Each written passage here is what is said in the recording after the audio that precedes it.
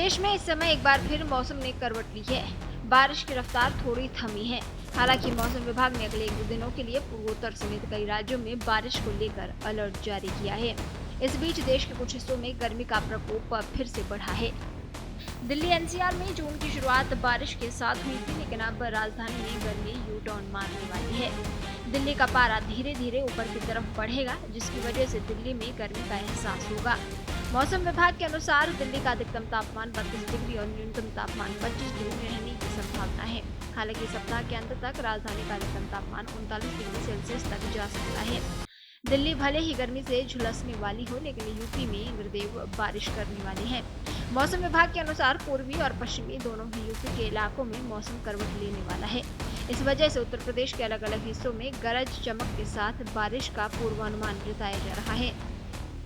मौसम विभाग के मुताबिक उत्तर प्रदेश के पश्चिमोत्तर भाग और हरियाणा के ऊपर निचले क्षोभ मंडल में 2 चक्रवाती परिसंचरण सक्रिय हैं।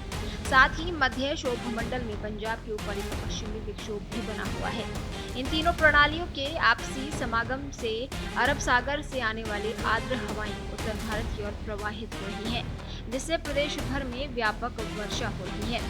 जून के दिन बीतने के साथ ही बिहार में मानसून की दस्तक सुनाई दे रही है। सीमांचल के जिलों में बारिश बढ़ गई है। पूर्वी बिहार में सबसे ज्यादा बारिश हो रही है। पूर्वी बिहार के 12 जिलों में ऑरेंज अलर्ट जारी किया गया है। दरअसल बिहार में मानसून का असर दिखने लगा है। खासकर सीमांचल के जिलों में बारिश की गतिविधियां तेज हो गई हैं। पूर्वी बिहार के जिलों में सबसे ज्यादा बारिश हो रही है। उत्तराखंड के पर्वतीय क्षेत्रों में आंशिक बादल छाए रहेंगे। साथ ही कुछ जगहों पर गरज चमक के साथ बौछारें पड़ने की संभावना है। वहीं मैदानी क्षेत्रों में धूप खिली रहेगी। हालांकि कहीं कहीं तेज हवाएं चलने के साथ बूंदाबांदी होने के आसार हैं। चार धाम और आसपास के इलाकों में हल्की बारिश हो सकती है। उत्तराखंड में इन दिनों मौसम का मिजाज पूरी तरह से बदला हुआ है। रोजाना हो रही बारिश से देहरादून के तापमान में भी गिरावट आई है और हल्की ठंडक महसूस की जा रही है।